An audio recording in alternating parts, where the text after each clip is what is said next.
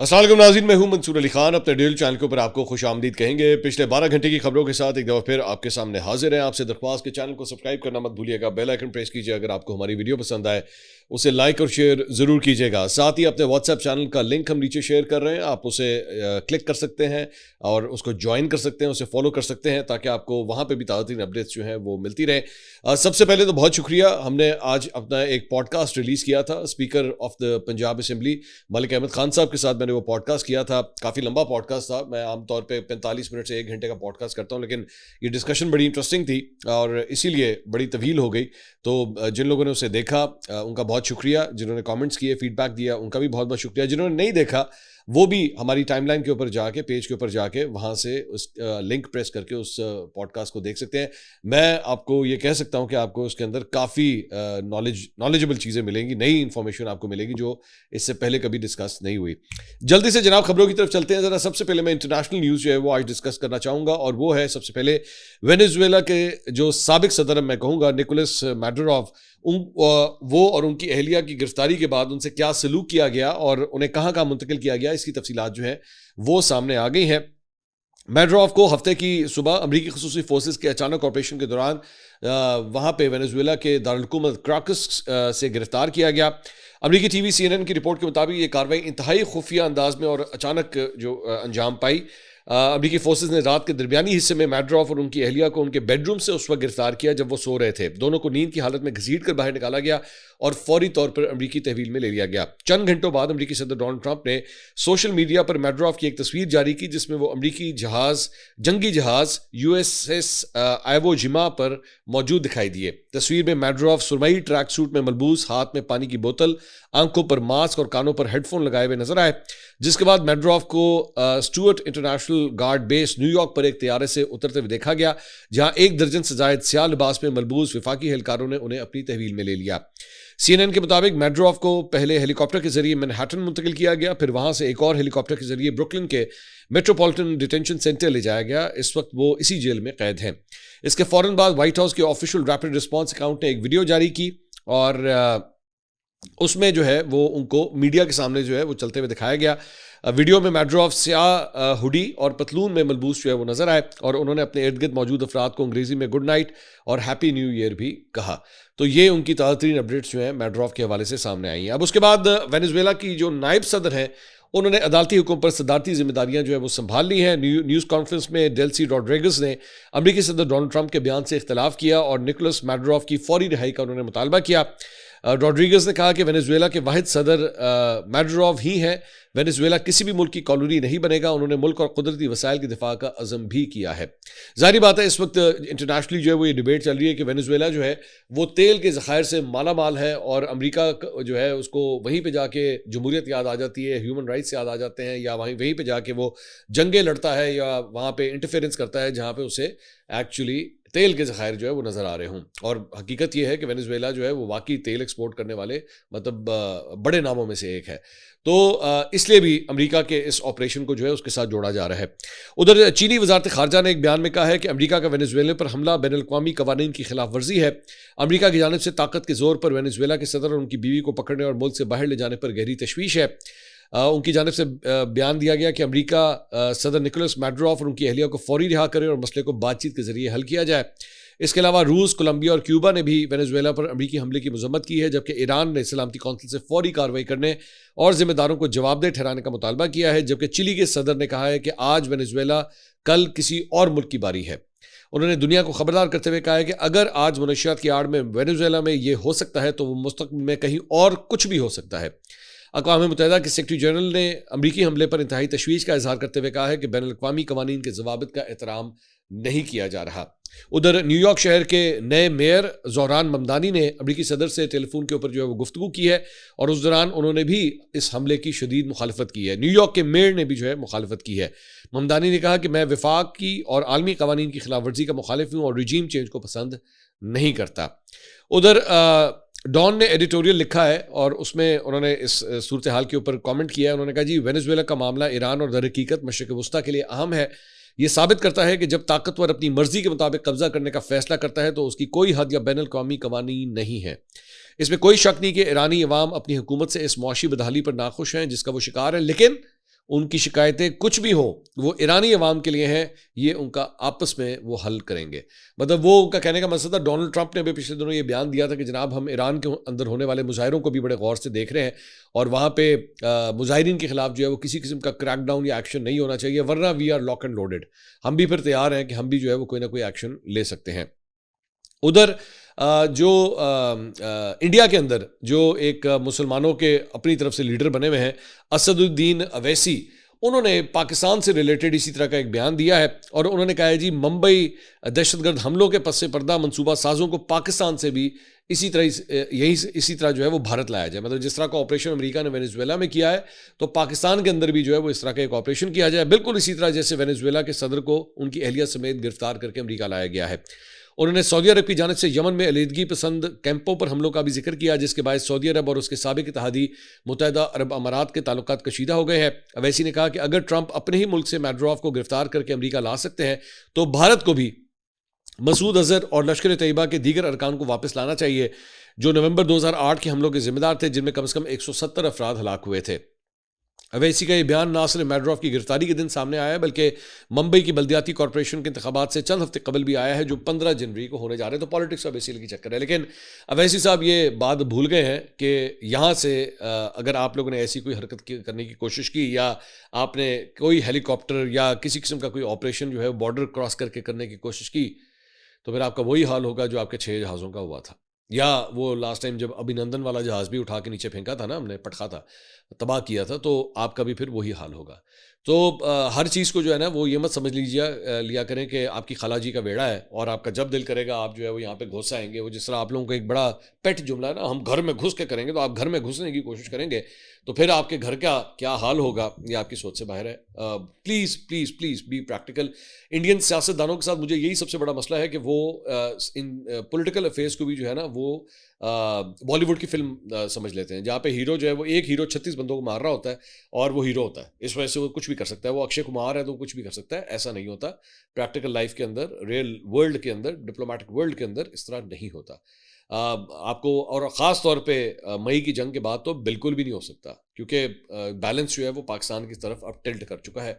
वो ज़माने गए जब आप बैठ के जो है ना इस किस्म की डींगे मारते थे। खैर उनके लिए तो और भी बड़ी बुरी खबर है, और वो ये है कि पहले तो इन्होंने पाकिस्तान के साथ अपने ताल्लुकात को ख़राब करने की वजह से मतलब पाकिस्तान नहीं आते थे, क्रिकेट टीम की मैं बात कर रहा हूँ, पाकिस्तान नहीं आते थे, पाकिस्तान की क्रिकेट टीम उधर नहीं जा रही थी। ये कहते थे जनाब हमने हाथ नहीं मिलाना। बच्चों वाली जो फजूल किस्म की घटिया हरकतें इन लोगों की है। अब इन्होंने जब बांग्लादेश के एक क्रिकेटर को उन्होंने कलकत्ता नाइट राइडर्स से निकाला, और उन्होंने कहा कि जनाब इनको जो है वो आप विड्रॉ कर दें, और कलकत्ता नाइट राइडर्स, शाहरुख खान की जो कलकत्ता नाइट राइडर्स है, उन्होंने इसको विड्रॉ कर दिया। बाय द वे इसकी वजह से शाहरुख खान के ऊपर भी इस बात का क्रिटिसिज्म हो रहा है कि आपको स्टैंड लेना चाहिए था, आपको अपनी टीम के प्लेयर के लिए जो है वो स्टैंड लेना चाहिए था, कि जब आप उसको टीम में सिलेक्ट कर चुके हुए थे तो फिर आपने ये किस तरह ये कर लिया और आपने किस तरह जो है उसको जाने दिया। खैर दैट्स अ डिफरेंट डिबेट। लेकिन उसके बाद बांग्लादेशी क्रिकेट बोर्ड ने जो है आगे से रिएक्शन दिखाया है और उन्होंने T20 वर्ल्ड कप के लिए टीम जो है वो भारत ना भेजने का फैसला किया। उन्होंने कहा जनाब बांग्लादेश की टीम इंडिया अब नहीं जाएगी। So this becomes the second country जिसने अब जो T20 वर्ल्ड कप इंडिया के अंदर हो रहा है उसमें शिरकत करने से इनकार कर दिया है। और बांग्लादेशी क्रिकेट बोर्ड की जानिब से एलामिया जारी किया गया है, और ये हंगामी मीटिंग जो है वो आज दोपहर को हुई थी, और इसमें भारत और श्रीलंका में T20 वर्ल्ड कप की डेवलपमेंट से मुतालिक जायज़ा लिया गया। उसके बाद एलामिया जारी किया गया। उसमें कहा गया कि इजलास में गुज़िश्ता 24 घंटों में पैदा होने वाली सूरत हाल का तफसीली जायज़ा लिया गया, और बोर्ड ऑफ गवर्नर्स ने फैसला किया है कि बांग्लादेश की कौमी टीम अब भारत नहीं जाएगी। बोर्ड के मुताबिक इस फैसले से ICC को बाज़ाब्ता तौर पर आगाह कर दिया गया है, और बांग्लादेशी बोर्ड मुंतज़िर है ICC सूरत हाल को समझते हुए जल्द इस मामले पर अपना जवाब दे। बांग्लादेश के मशीर बराए खेल ने भी ऐलान किया है कि बांग्लादेश वर्ल्ड कप खेलने के लिए भारत का दौरा नहीं करेगा। उन्होंने कहा है कि हम इस फैसले का खैर मकदम करते हैं जो भारतीय क्रिकेट बोर्ड की जारहाना और फिरकावाराना पॉलिसियों के तनाजुर में किया गया है। भारतीय इत्तेहाद पसंदों के दबाव में आकर IPL से फास्ट बॉलर मुस्तफिजुर रहमान को रिलीज़ किया गया, जिसके बाद भारत और बांग्लादेश बोर्ड में जो है वो कशीदगी बढ़ गई है। अच्छा, इसके अंदर एक और डेवलपमेंट भी हुई है कि मुस्तफिजुर रहमान जो है फिलहाल तो कलकत्ता नाइट राइडर्स ने जो है वो इनको फारिग कर दिया, लेकिन साथ ही साथ जो इनका NOC बांग्लादेशी क्रिकेट बोर्ड की जानिब से जारी किया गया था उसे भी अब उन्होंने मनसूख कर दिया। जाहिर बात आप हैरान हो रहे होंगे जब उन्होंने निकाल दिया तो आप NOC क्यों मनसूख कर रहे हैं। उसकी वजह यह है कि अगर फॉर एग्जांपल क्योंकि इतना प्रेशर आया है इंडिया के ऊपर कि उस प्रेशर को वो सस्टेन नहीं कर पा रहा, तो कहीं ऐसा ना हो कि अगर वो ये अपनी पोजीशन चेंज भी करते हैं या इस पर यू टर्न लेते हैं और वो कहते हैं जी ठीक है मुस्तफिजुर रहमान को भेज दें, वो खेल ले आईपीएल। अब बांग्लादेश क्रिकेट बोर्ड ने कहा है कि नथिंग डूइंग, अब ऐसा नहीं होगा और वो अब आईपीएल खेलेंगे ही नहीं। तो एक इस चीज़ का डिफरेंस है। दूसरा एक डिबेट जो स्टार्ट हुई है कि मतलब इंडिया एक एक करके जो पहले पाकिस्तान और अब बांग्लादेश अपने दोनों पड़ोसी ममालिक के साथ, मतलब सबसे बड़ी बात यह है कि it is not against England, it is not against Australia, it is not against South Africa, इन तमाम मुल्कों के साथ कोई इशू नहीं है। लेकिन दो ऐसे मुल्क जो इनके इसके लेफ्ट और राइट के ऊपर है, उन्हीं के साथ इसको इशू है। अब उन्हीं के साथ और एक और इंटरेस्टिंग बात यह है कि दो ही इस्लामी ममालिक हैं, मतलब इनको और कहीं पे प्रॉब्लम नहीं होती है। और रीज़न क्या दी गई है? रीज़न ये दी गई है कि जी हिंदुओं को जो है वो टारगेट किया जाता है बांग्लादेश के अंदर, ये जो खास तौर पे जब से डॉक्टर यूनुस की वहाँ पे गवर्नमेंट आई है तो उसके बाद से जनाब हिंदुओं को जो है वो टारगेट किया जाता है, विच इज़ कंडेमनेबल। मैं उसको जस्टिफाई नहीं करूँगा। मेरे ख्याल में किसी भी मज़हब के अफराद को जो है उनके रिलीजियस राइट्स को प्रैक्टिस करने की पूरी इजाज़त होनी चाहिए और उनको किसी तौर पर भी टारगेट नहीं किया जाना चाहिए। लेकिन उसकी वजह से ये काम कर देना कि आप बांग्लादेश के क्रिकेट प्लेयर को कहें कि जनाब आप आईपीएल से निकल जाएं, तो फिर इस फॉर्मूले के मुताबिक तो फिर मेरे ख्याल में मुसलमान कंट्रियों मुल्कों के अंदर जहां जहां पे इंडिया के प्लेयर्स खेल रहे हैं, चाहे वो फुटबॉल हो, हॉकी हो, कोई भी गेम हो, तो फिर उनको भी उन लीग्स में से, उन टूर्नामेंट्स में से निकाल देना चाहिए। क्योंकि आपके अपने मुल्क के अंदर मुसलमानों के साथ जो कुछ होता है इंडिया के अंदर, तो फिर इस बुनियाद के ऊपर तमाम मुसलमान मुल्कों को तमाम उन स्पोर्ट्स में से इंडियन प्लेयर्स को उठा के बाहर फेंक देना चाहिए। चाहे वो नीरज चोपड़ा, जेवलिन वाला नीरज चोपड़ा हो, चाहे आपकी इंडियन क्रिकेट टीम हो, चाहे आपके चेस प्लेयर्स हों, चाहे आपके हॉकी के प्लेयर्स हों, फुटबॉल के प्लेयर्स हों, वो मुख्तलिफ किस्म की लीग्स पूरी दुनिया के अंदर खेलते हैं, उठा के बाहर फेंक देना चाहिए। चलिए मुसलमान मुल्कों की तो आप छोड़ दीजिए ना, अभी अभी 25 दिसंबर के ऊपर जो आपने क्रिश्चियंस के साथ वहाँ पे किया, जो उनकी क्रिसमस पार्टीज के हवाले से जो हरकतें वहाँ पे हुई, हिंदू इंतहा पसंदों ने जो जिस तरह उनको टारगेट किया, उनके मज़हब का मजाक उड़ाया, उनके चर्चेस का मजाक उड़ाया, वहाँ पे हुल्लड़बाजी की, बदमाशी की, हर गुंडागर्दी की, वहाँ पे प्रीस्ट वगैरह को पकड़ पकड़ के जो है उनको ज़दकोब किया गया, क्रिश्चियंस को खड़ा कर करके जो है उनका मजाक उड़ाया गया। तो फिर इसके मुताबिक तो जितनी वेस्टर्न कंट्रीज़ हैं जो कि एक्चुअली प्रीडोमिनेटली क्रिश्चियन ममालिक हैं, तो फिर उनको भी वहाँ पे जो है वो हिंदुओं के अगेंस्ट इस किस्म की कार्रवाइयाँ शुरू कर देनी चाहिए। नहीं, ऐसा नहीं होना चाहिए, ये गलत बात है। किसी को किसी मजहब की बुनियाद पर इस तरह टारगेट नहीं करना चाहिए। लेकिन चूंकि आपने ये हरकत की है और अगर आप इस तरह की हरकत करेंगे तो फिर दूसरे भी कर सकते हैं। असल सवाल ये है। बचकाना किस्म की बात है। बहरहाल बांग्लादेश ने भी अब भारत में जो है वो T20 वर्ल्ड कप खेलने से इनकार कर दिया है। दूसरी जानिब जनाब एक और ख़बर जो है वो साबिक वज़ीर आला गिलगित बल्तिस्तान है, हाफिज़ हफीज़ुर रहमान साहब, उन्होंने एजाज़ सैयद साहब है वो उनका एजाज़ सैयद साहब ने उनका एक इंटरव्यू किया। उस इंटरव्यू में उन्होंने एक जिक्र किया है काशिफ अब्बासी साहब का। अपने इस इंटरव्यू में वो कहते हैं कि मेरी जनरल फैज़ हमीद से मुलाकात हुई। गौर से लफ्ज़ ब लफ्ज़ में कोट कर रहा हूँ उन्हें। कहते हैं मेरी जनरल फैज़ हमीद से मुलाकात हुई, मुझे जनरल फैज़ ने कहा कि ये जंग वालों ने आपके खिलाफ खबर छापी है, जंग वाले किसी और एजेंडे पर चल रहे हैं, तो आप मेहरबानी करें और इस खबर की तरदीद करें। जनरल फैज़ के एग्जैक्ट वर्ड्स थे कि जंग अखबार, जियो न्यूज़ या जंग ग्रुप वो नेशनल इंटरेस्ट के खिलाफ सोचता है, कभी बाहर से चीज़ें फीड करता है, वो किसी तरह से एनार्की चाहता है, आप इस खबर की तरदीद करें। मैंने कहा कि मैं खबर पढ़ता हूँ और अगर कोई ऐसी बात हुई जो हमने कही और उससे हटकर है तो मैं ज़रूर तरदीद करूँगा। मैंने खबर पढ़ी तो मुसीबत ये थी कि उन्होंने बकाया नहीं पढ़ा हुआ था, उन्होंने सिर्फ हेडलाइन पढ़ी हुई थी। मेरा बयान यही था कि सुप्रीम कोर्ट ने आइन का हलफ लिया हुआ है, इस आइन में दिया हुआ हर शख्स उसको फेयर ट्रायल मिलेगा, हर शख्स को अपील का हक मिलेगा। मैंने कहा कि सुप्रीम कोर्ट के इन 5 जजेस ने नवाज शरीफ को फेयर ट्रायल भी नहीं दिया और राइट टू अपील भी नहीं दिया, तो उन्होंने अपने हलफ से गद्दारी की है। और मैंने कहा कि मैं इस खबर को ओन करता हूँ, खबर ठीक है। जनरल फैज़ के को उन्होंने कहा कि खबर ठीक है, खबर गलत नहीं है। उन्होंने ARY के काशिफ अब्बासी का नाम लिया। अब ये वो फरमा रहे हैं, उन्होंने कहा उन्होंने ARY के काशिफ अब्बासी का, जनरल फैज़ हमीद जो है वो काशिफ अब्बासी साहब का नाम लेते हैं, उन्होंने ARY के काशिफ अब्बासी का नाम लिया और कहा कि आप इनके साथ प्रोग्राम करें, उनको आपके पास भेज देते हैं या वो आपके पास आ जाएंगे या आप ARY के किसी रिपोर्टर को उसके हवाले से बीपर दे दें और इस खबर की जो जंग और जियो ने चलाई है उसकी तरदीद दे दें। तो मैंने साफ इनकार किया। उसके बाद उन्होंने कभी जोर नहीं दिया। अब ये जनरल फैज़ को कोट करते हुए कह रहे हैं कि जनरल फैज़ ने उन्हें कहा कि आप जाइए काशिफ अब्बासी साहब के शो के अंदर और जंग और जियो के इस खबर के हवाले से जो है उसकी तरदीद कर दें, या फिर आप ARY के किसी रिपोर्टर को कह दें या कोई इस किस्म का इंतजाम कर लेते हैं कि आपको इस तरह का बयान दे दें और उस खबर की जो है वो तरदीद कर दें।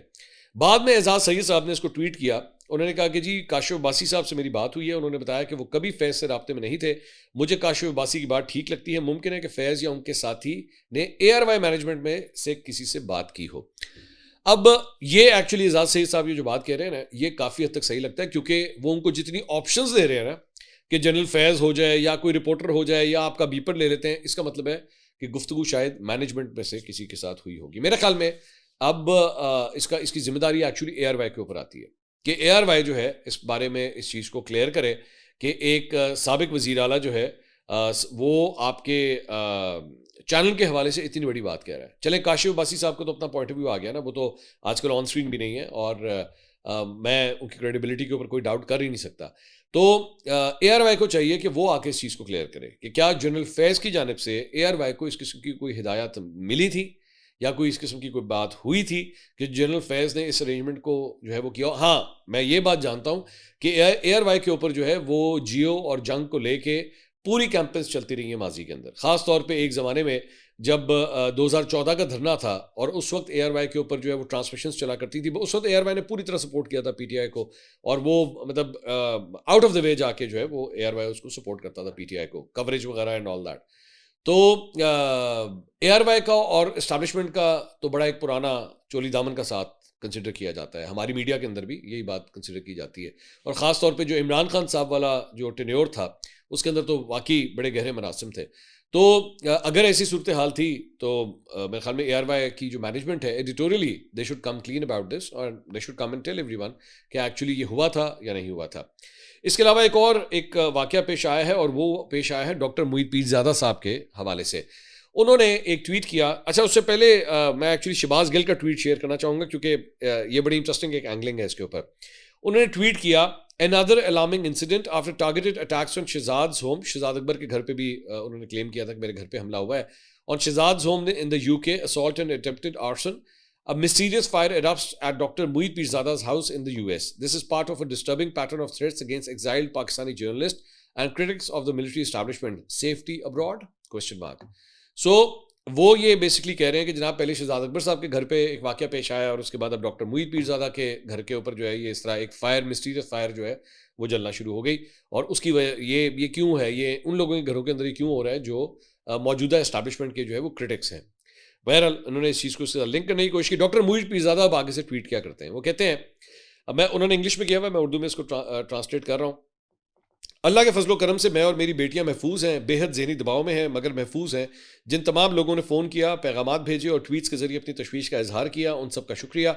अभी तक हमें पूरी तरह मालूम नहीं हो सका कि असल में क्या हुआ है। वो खुद फरमा रहे हैं अभी तक हमें मालूम नहीं हो सका कि हुआ क्या है। मैं रात 8:30 बजे के बाद खाने के लिए घर से निकला था। मेरी अहलिया बरतानिया में है और बेटियां घर पर थीं। तकरीबन 9:30 बजे के बाद मुझे बेटी की घबराहट भरी कॉल आई जिसमें उन्होंने आग लगने की इतला दी, लेकिन उसने समझदारी से फ़ौरन 911 पर कॉल की, जिसके बाद पुलिस और फायर ब्रिगेड मौके पर पहुंच गई। उन्होंने बहुत तेज़ी से आग पर काबू पा लिया। आग से गैराज, अंदरूनी दीवार और एरियाज़ को जो है वो नुकसान पहुंचा। एटिक मेरे ख्याल में शायद होगा, उसको नुकसान पहुंचा, लेकिन हम खुशकिस्मत रहे। पुलिस और फायर ब्रिगेड के फौरी और तेज़ रद्दअमल से मैं बहुत मुतासिर हुआ हूँ। वाकई हैरत अंगेज़, हमारे पड़ोसी बहुत मेहरबान और हमदर्द साबित हुए। उन्होंने हमें खाना, पानी और रहने के लिए जगह की पेशकश की, मगर हमें उसकी ज़रूरत नहीं पड़ी। अब ये सुनिएगा, अभी ये वाज़ेह नहीं है कि असल में क्या हुआ। हम इस इलाके में 3 साल से ज़ायद अरसे में रह रहे हैं और इससे पहले कभी ऐसा वाक़या पेश नहीं आया, लेकिन मैं क़यास आराई नहीं करूँगा। वो खुद क़यास आराई नहीं कर रहे। हम हकीकत जान लेंगे। ताहम ये एक बहुत महफूज इलाका है और फौरी रद्दअमल और मौसर कार्रवाई ने एक बार फिर साबित कर दिया है कि निज़ाम इसी तरह काम करता है जैसे उसे डिज़ाइन किया गया है। मैं बहुत मुतासिर हुआ हूँ। अब 2-4 चीज़ें। पहली बात तो डॉक्टर मुईद पीरज़ादा साहब की बेटियां जो हैं वो घर पे थी। अल्लाह का लाख लाख शुक्र है कि they are safe and I pray for them कि उनको कभी भी किसी किस्म का कोई नुकसान ना पहुँचे। ये बहुत बड़ी बात होती है कि आपके घर पे आपके बच्चे वहाँ पे मौजूद हों और घर में इस किस्म का वाक़या हो जाए तो ज़ाहिर बात है इंसान बहुत ज़्यादा परेशान होता है। So my sympathies with doctor Mueed Pirzada's families and I hope के they are safe and sound और अल्लाह ना करे कि कभी उन्हें या उनके बच्चों को जो है किसी किस्म का कोई नुकसान हो। पहली बात तो ये। दूसरी बात ये कि ये जो आग लगने का वाक़या है, मैं ये आपको बता सकता हूँ कि अमेरिका के अंदर जो है वो जो इन्वेस्टिगेशन का जो प्रोसेस है, फॉरेंसिक का जो डिपार्टमेंट है, वो इतना एक्सपर्ट है, वो इतना एडवांस है कि 25-25 साल पुरानी जगहों के भी ऊपर जो आग लगी होती है ना, या आग लगाने के कोई वाक़यात होते हैं या जानबूझ के आग लगाने के वाक़यात अगर होते हैं, वो उसको भी डिटेक्ट कर लेते हैं कि हुआ क्या था actually. They are so expert about it. तो आज के इस दौर में बड़े आराम से ये चीज़ ट्रेस होगी कि आग लगाने वाला कौन था, क्यों आग लगी, गलती से लगी, शॉर्ट सर्किट था या कुछ भी था, 1 मिनट में पता लग जाएगा। मोस्ट प्रॉब्ली पता लग जाएगा, ऐसी कोई बात नहीं है। तो लेकिन having said all these things किसी भी शख्स को उसकी राय के हवाले से टारगेट किया जाना, उसकी फैमिली को टारगेट किया जाना, किसी सूरत जो है इसे एक्सेप्ट नहीं किया जा सकता। You have to condemn it. Doctor Muid Peerzada को इंसदाद दहशतगर्दी की अदालत से भी जो है वो अभी अभी एक सज़ा हुई है। लेकिन ज़ाहिर बात है वो डॉक्टर मुईद पीरज़ादा, मैंने आपको उस जब ये वाक़या पेश आया, जब उनको सज़ा हुई थी, मैंने आपको बताया था वो पाकिस्तान में है ही नहीं। और उनके वकील ने एज सच कोई खड़े होकर वहाँ पे केस को जो है वो लड़ाई नहीं है। अदालत की जानिब से एक वकील मुकर्रर कर दिया गया था कि जी हाँ जी, ये इन लोगों के वकील है। सो बगैर किसी लगी लिपटी के उनकी फैमिली जो है वो, मैं उम्मीद करता हूँ कि वो बाहिफाजत रहेंगे और अल्लाह अल्लाह ताला उनको अपने मतलब हिफाजत में रखे, कोई कभी उनको किसी किस्म का कोई नुकसान ना पहुंचे। और मेरे लिए ये एक परेशानी की खबर है, फ्रैंकली स्पीकिंग एक परेशानी की खबर है कि इस किस्म का कोई वाकया पेश आया है। अगली वीडियो में आपसे दोबारा मुलाकात होगी। अल्लाह हाफिज़।